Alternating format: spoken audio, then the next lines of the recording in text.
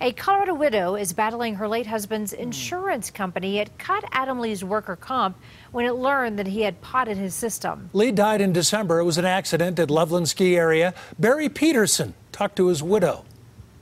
I wanted to make sure I got to work safely. Erica Lee says the last call she had with her husband Adam was just like any other. 2 minutes later, I felt something rip out of my stomach, and I couldn't understand why I couldn't even stand up. That was the moment you think that he died. Yeah. And you felt it. I did feel it, yes. The 40-year-old father of three got caught underneath a conveyor belt at the Colorado ski resort where he worked as a lift mechanic and died from chest injuries. I go to work one day and he goes to work one day, and all of a sudden, he doesn't come home. In May, Erica learned she'd receive $800 a month for Adam's workman's compensation, about half of what she expected.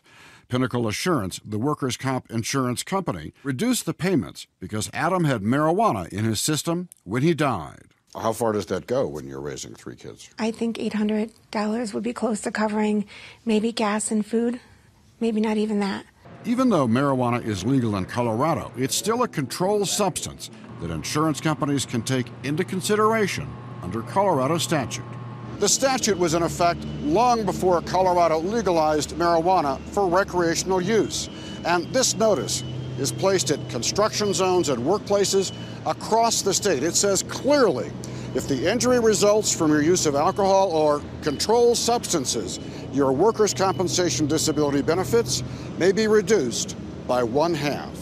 A medical expert who reviewed Adam's coroner's report told CBS News Adam's marijuana levels suggest he was a chronic user, but do not indicate when he used marijuana last. In a statement, Pinnacle Assurance told CBS News, "We understand the disappointment when survivors aren't granted full benefits."